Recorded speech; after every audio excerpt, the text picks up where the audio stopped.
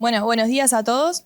Nosotros somos residentes de Estambulián. Yo soy Carla Lurani, residente de segundo año, y ella es Agustina Macarone, residente de tercer año. Y les vamos a traer el Ateneo de HIV, más que nada enfocando a las resistencias antirretrovirales. Obviamente una pequeña introducción. Vamos para acá. El HIV, como todos sabemos, es el virus de la inmunodeficiencia humana, que se aisló por primera vez en 1983, y es el agente causal del síndrome de la inmunodeficiencia adquirida, que es el SIDA, que es la expresión clínica final de la infección. Pertenece a la familia Retroviridae, al género lentivirus. Existen dos tipos de HIV, HIV tipo 1 y tipo 2. Obviamente, la gran importancia en todo el mundo del gran abordaje del estudio del HIV es por lo que todos conocemos que genera, que es la destrucción del sistema inmune. Un poco de epidemiología. Los últimos datos de la OMS son de este año de julio y dice que causan más de 37 millones de infecciones a lo largo del mundo.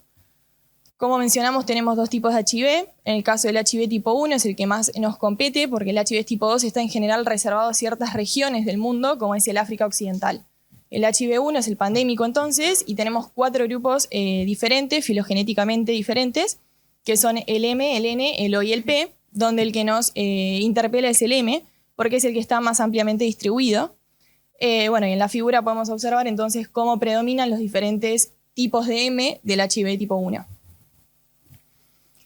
Un poco de los datos epidemiológicos de nuestro país. El último boletín del Ministerio de la Salud fue del 2020 en base al 2019, que fue conjunto con la sífilis, pero bueno, más que nada para decir que se estiman 136.000 personas con HIV, pero que el 17% de la población desconoce su diagnóstico, y el 67% de las personas se atienden en su sistema público de la salud.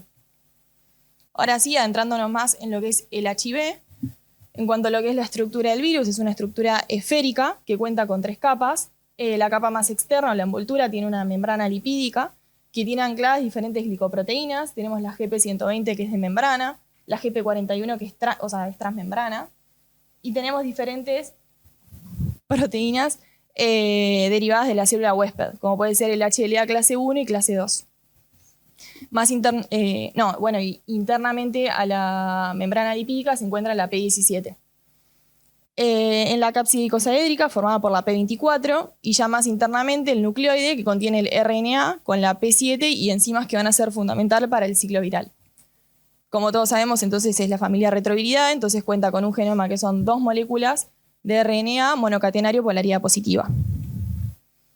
El ciclo viral fue fundamental entender cuál es el ciclo viral porque obviamente ahí van a actuar después los diferentes fármacos para generar entonces la no formación de un virión maduro y actuar justamente como terapia. Cuenta de 2 fases. Tenemos una fase temprana que culmina con la integración del DNA proviral en el genoma de la célula y luego una fase tardía que implica la transcripción del genoma viral a la generación de una progenie infecciosa. En cuanto a lo que es, ahora sí, per se, el ciclo viral, tenemos en primer lugar, obviamente, una entrada del virus a la célula, y en este caso una interacción, en primer lugar, con la GP120 y el CD4 del linfo. Van a participar, que son fundamentales los correceptores, como el CCR5 o el CXCR4, que esto genera un cambio conformacional en la GP41, entonces entra el virus. Ocurre la decapsidación y la transcripción inversa, una hebra a la vez, entonces luego se forma la doble hebra del DNA y queda en un complejo de preintegración en el citoplasma que va a ingresar al núcleo a través de los poros nucleares. Luego tenemos entonces la integración al genoma de la célula. Ocurre en general lo que es en primer lugar un periodo de latencia, es decir, que no hay una transcripción ya del RNA del virus, no hay una transcripción masiva, sino que el virus está integrado, pero se encuentra justamente en un periodo de latencia, hasta que esto se rompe por diferentes proteínas que se van a transcribir, como puede ser la NF-kappa-beta. Entonces, ahí sí ya comienza lo que es la síntesis del RNA del virus y obviamente la traducción y maduración a través de la proteasa, el ensamblaje de un virión maduro y sale por gemación. En cuanto a lo que es la historia natural de la infección, una vez ocurrida la primoinfección, obviamente que no hay un sistema inmune que está preparado para hacerle frente a esta infección, entonces, como es de esperar, va a haber un aumento exponencial de la carga viral, asimismo una caída abrupta del CD4. Hay que tener en cuenta lo que es el periodo de ventana, que es el tiempo que transcurre desde la primoinfección hasta la seroconversión. Que esto es independiente, o sea, ahí no podemos detectar anticuerpos, obviamente en circulación, pero sí la carga viral. Obviamente nosotros ya ocurrió una primoinfección, entonces la carga viral sí se detecta en sangre a partir de la primera semana. Entonces, como dijimos, el virus no tiene nada que lo frene todavía, entonces hay una gran propagación, asimismo de la caída abrupta de los CD4. Una vez ocurrida la seroconversión, hay un sistema inmune que le puede hacer frente al virus, obviamente siempre teniendo en cuenta la cronicidad de la infección, no hay una erradicación, pero el sistema inmune a través de anticuerpos específicos y CD8 citotóxicos comienza a hacerle frente. Entonces, repunta lo que sería el recuento de CD4 y asimismo cae lo que es la carga viral. Lo que ocurre en esta situación, bueno, obviamente la persona es asintomática, hay un sistema inmune que le está haciendo frente a esto. El problema es que el virus del HIV tiene mucha capacidad de evadir el sistema inmune. Una de las formas que tiene de evadir el sistema inmune es teniendo en cuenta el ciclo viral anteriormente mencionado, que actúa a través de la transcriptasa reversa.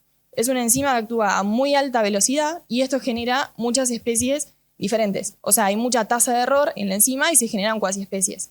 Es decir, que en un mismo organismo empieza a haber cuasiespecies. Es decir, virus de HIV que no son genéticamente iguales. Entonces se conoce con el nombre de variantes de escape. El sistema inmune no puede hacerle frente a todas las variantes de escape o cuasiespecies que hay viviendo en un mismo organismo. Otra forma de evadir el sistema inmune sería si dos de estas cuasiespecies invaden un mismo linfo, se genera una especie recombinante al momento de formar el vireo maduro. Con la caída, obviamente, que empieza a haber un sistema inmune que está envejecido, no le puede hacer frente a todo, ahí la persona comienza a estar sintomática, siempre en función del recuento de CD4, hasta llegar al estadio final, que sería el SIDA.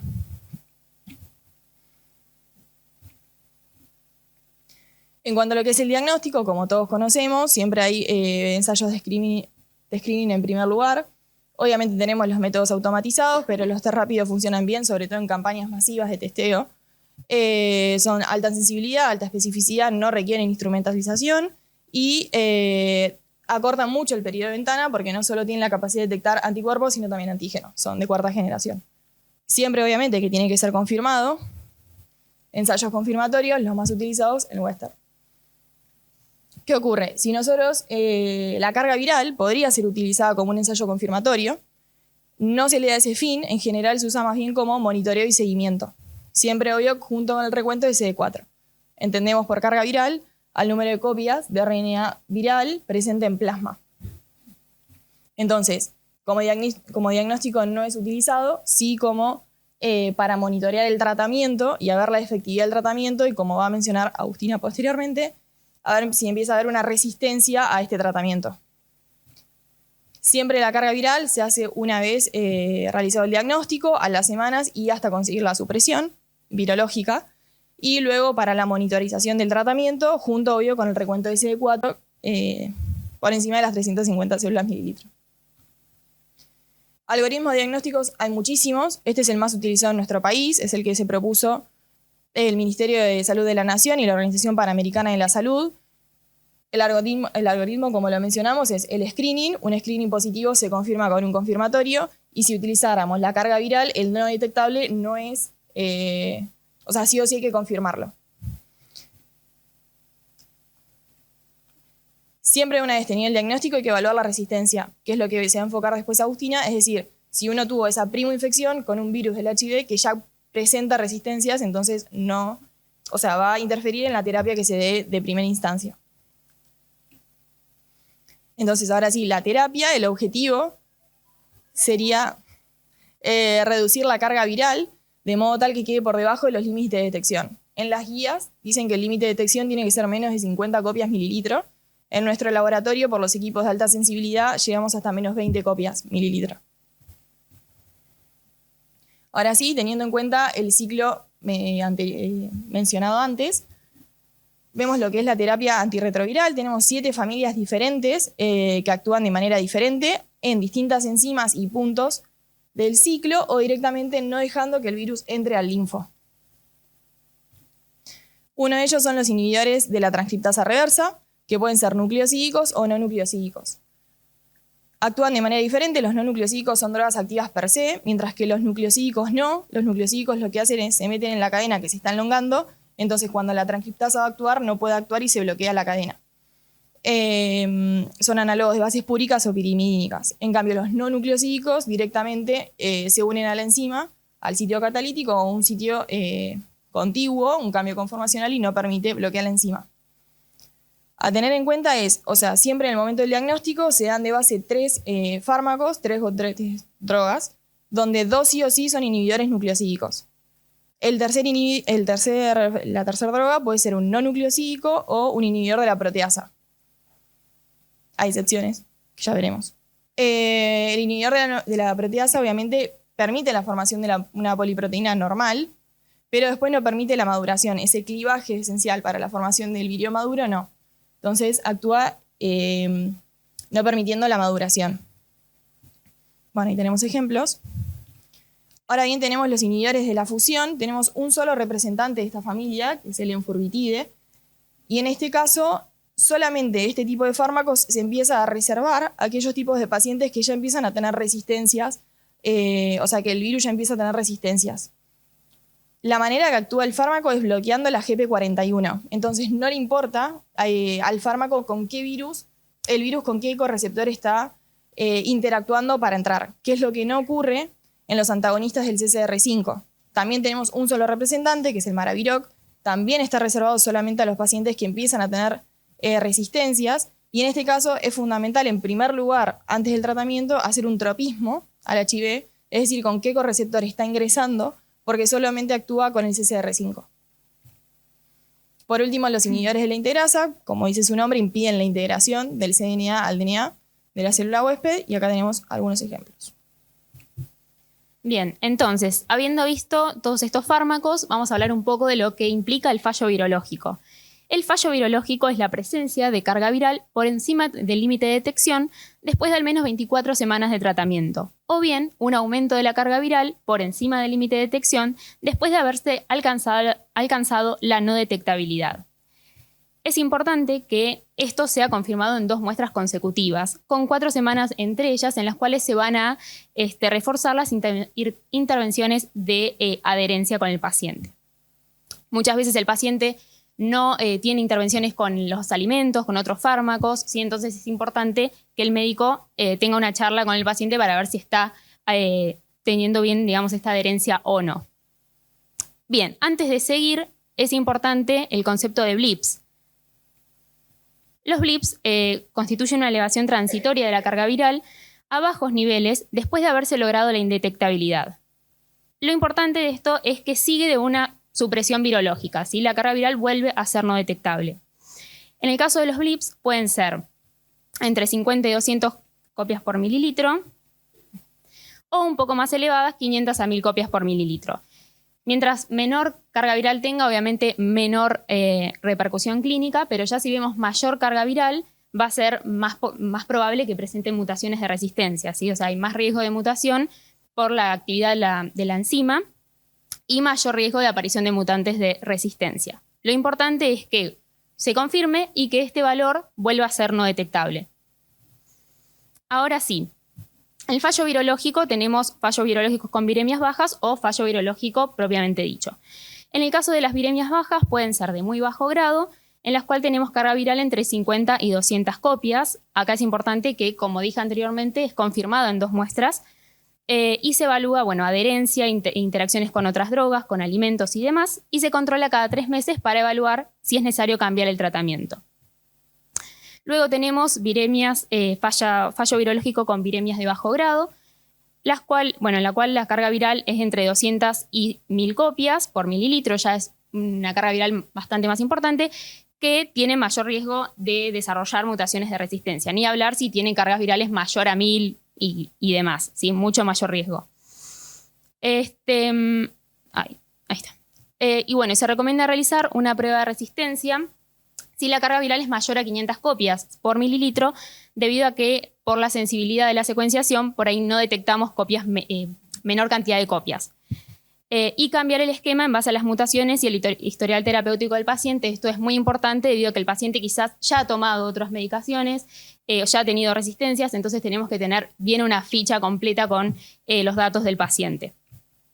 Entonces, ¿qué va a pasar ante el fallo? ¿Sí? Lo importante es que tenemos que hacer, el médico tiene que hacer el tratamiento antirretroviral y este se debe efectuar tempranamente para evitar las mutaciones la acumulación de mutaciones de resistencia y facilitarle al paciente la respuesta al nuevo tratamiento. Se sugiere entonces realizar un estudio de resistencia y determinar el tropismo viral para confeccionar un régimen de rescate óptimo. Bueno, primero el estudio de resistencia, que es lo que vamos a ver ahora, y también es importante determinar el tropismo viral, que esto es, como mencionaba Carla, que si tiene tropismo CCR5 o CXR4. Si en el caso de que tenga un tropismo CCR5, se le va a poder cambiar el tratamiento a un Maraviroc y no va a ser útil si el paciente tiene un CXR4, ¿sí? Por otro lado, las pruebas de resistencia deben ser realizadas mientras el paciente recibe el esquema que ha fracasado en las primeras 4 semanas después del abandono o la suspensión del tratamiento. Esto se debe a que si el paciente tiene una resistencia, ¿sí?, va a seguir tomando la droga y va a haber un mutado, digamos, que aumenta la carga viral. Su wild type va a estar, digamos, indetectable. Entonces, si se le retira al paciente el tratamiento, el wild type que estaba inhibido, que no estaba expresándose, va a empezar a aumentar en número, ¿sí? Entonces va a haber muchas más copias del wild type y el mutado queda indetectable y vamos a ver las resistencias que tiene el wild type y no el mutado. ¿Se entiende? Bien, la probabilidad, bueno, de amplificar el genoma viral, como dije anteriormente, es cuando tenemos mayor a 500 copias por mililitro. Bueno, las pruebas de detección de resistencia se pueden hacer por 2 métodos, métodos fenotípicos y métodos genotípicos. Los métodos fenotípicos consisten en enfrentar al virus a concentraciones diferentes de fármaco, comparándolo con cepas control, comparando la inhibición, digamos, con cepas control. Esto se reserva para la parte de investigación. Lo que nosotros vamos a plantear son los métodos genotípicos, que es lo que se hace en el laboratorio de biología molecular, justamente de secuenciación, ¿sí?, que emplea el análisis de la secuencia de los ácidos nucleicos del virus. Entonces, en el laboratorio Stambulian lo que hacemos es, primero, la extracción del material genético, después se hace una PCR anidada, la cual se visualiza luego en un gel de agarosa, se realiza la secuenciación y la interpretación de secuencia y emisión de resultados. Bueno, vamos a ir viendo uno por uno cómo se desarrolla en el laboratorio. Con respecto a la extracción del material genético, podemos adoptar 2 estrategias, desde el genoma proviral o desde el ARN viral. Para el genoma proviral vamos a necesitar justamente el genoma que está integrado en los linfocitos, ¿sí? Entonces vamos a usar como muestra sangre entera. ¿En qué ocasiones podemos utilizar esta estrategia? Cuando el paciente, por ejemplo, no presenta copias mayores a 500, ¿sí? Entonces no podemos detectar ese ARN libre que está en el plasma. Entonces ahí iríamos quizás a un genoma proviral. También cuando quizás no se detecta o tiene 700, 800 copias y por ahí no se detecta el ARN viral, no se amplifica, vamos a ir a lo que sería el genoma proviral.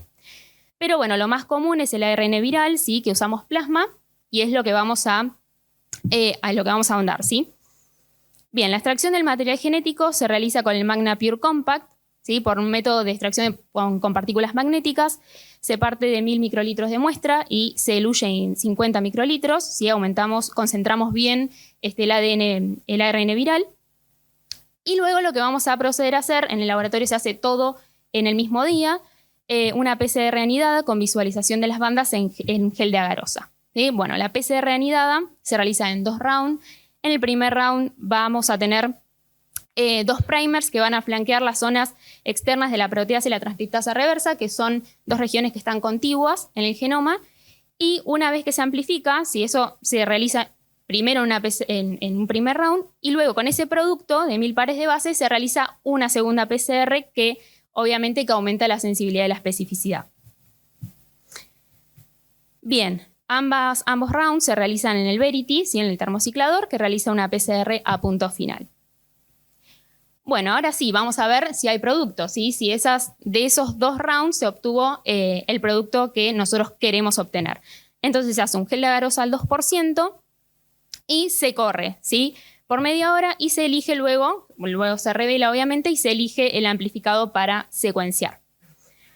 Una vez que se elige el amplificado a secuenciar, vamos a proceder a la purificación del amplificado para eliminar los restos de nucleótidos, ¿sí?, de primers y demás que nos pueden interferir después en la secuenciación. En este caso, bueno, se usa el ExoSAP y luego vamos a ir a lo que sería propiamente dicha la secuenciación. En el laboratorio utilizamos el Hitachi, que se basa en el método de Sanger, ¿sí? Esos son los strips que se usan. Y como yo les mencioné anteriormente, teníamos, bueno, el amplificado y en el laboratorio usamos 4 primers para realizar la secuenciación, ¿sí? Cada uno de esos primers va a ir en un pocillo distinto con el amplificado que elegimos anteriormente. Entonces, la secuenciación, ¿cómo se va a realizar? Primero, obviamente, una PCR en la cual vamos a tener el producto amplificado, van a ir DNTPs marcados y sin marcar. Los marcados tienen la característica que carecen de un oxidrilo 3', por lo tanto, la polimerasa no puede seguir agregando nucleótidos, entonces va a cortar justamente donde está ese nucleótido marcado. Que obviamente la guanina está marcada con un color característico, cada uno, digamos, tiene su color para después interpretarlo bien en el electroesferograma. Entonces, se realiza la PCR en cada pocillo con su primer específico, como les había dicho, se separa por electroforesis capilar y luego se obtiene el electroesferograma que se ve en la computadora. Entonces, la interpretación de las secuencias y emisión de resultados en el laboratorio, lo que usamos es el recall, ¿sí? Que nos permite en una carpeta zip nosotros vamos a tener los 4 primers y los resultados de los 4 primers se colocan en una carpeta zip y se suben y luego se procesa. Bueno, ahí está. Y bueno, esto es lo que vamos a ver en el programa. Tenemos una secuencia superior, ¿sí? Que es la que vemos acá arriba, que es una secuencia estándar que me va a permitir comparar la secuencia que yo estoy viendo del paciente. Entonces, obviamente, bueno, lo que acá uno tiene que ver son las mutaciones. Ahí vemos que que aparece una R que sería que tiene una A o una G, ¿sí? Entonces acá vemos que este paciente, en vez de tener una A, que es la de la secuencia estándar, tiene una G, ¿sí? Sería una mutación, que después obviamente se va a interpretar si es una mutación que le confiere resistencia o no. Entonces, una vez que se revisó toda la secuencia y se corrigió, se va a subir a la plataforma de Stanford University, que es una base de datos curada que va a tener justamente la información de las resistencias a drogas antirretrovirales. Entonces, por ejemplo, acá tenemos la interpretación para la proteasa, ¿sí? Vemos que no tiene mutaciones, en este caso este paciente, y tiene otras mutaciones, pero vemos que es susceptible. Después, acá lo que vemos para la retrotranscriptasa son mutaciones en los no nucleosídicos y en los nucleosídicos que sí le confieren resistencia, que son los que están en celeste, y otras mutaciones, como veíamos para la proteasa también, que eso es importante porque nos va a dar como una huella digital del virus, ¿sí? Y poder interpretar que es justamente ese paciente y no es otro. Entonces, acá vemos lo que sería una ficha. Esto en el laboratorio es crucial porque necesitamos saber bien la información del paciente, si ya está tomando otras drogas, si ya tuvo algún fallo y, bueno, obviamente la carga viral.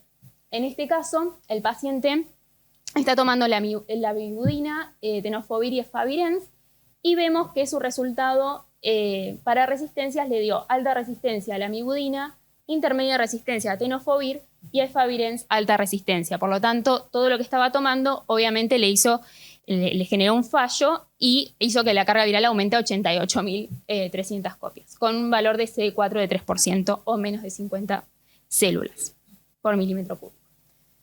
Entonces, bien, como dije recién, es totalmente útil esa ficha para saber también si el paciente tiene otras mutaciones y poder identificar que estamos trabajando con el paciente correcto, porque son muchos pasos y si bien en el laboratorio se hace todo un día, quizás hay días que no se puede terminar y se deja para el día siguiente, entonces es importante tener un control. Bien, y como para ir terminando, las indicaciones para el estudio de resistencia son antes de comenzar el tratamiento antirretroviral, aunque no siempre sucede, tras el fracaso terapéutico, en el embarazo, cuando la mujer se entera de su seropositividad, y tras una exposición accidental en la fuente.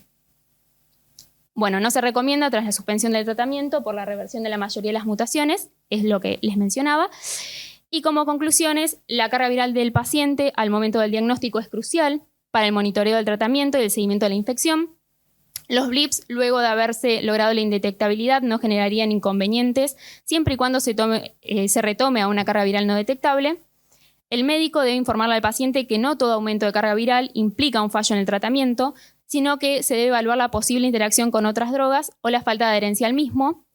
Al momento de estudiar las resistencias, se debe tener en consideración que la secuencia obtenida es el promedio de todas las variantes presentes en la muestra original, siendo difícil detectar mutaciones que supongan menos del 20% del total. Se deben valorar todas las mutaciones de resistencia detectadas en el paciente, así como también la historia de los tratamientos realizados. La bibliografía consultada y muchas gracias.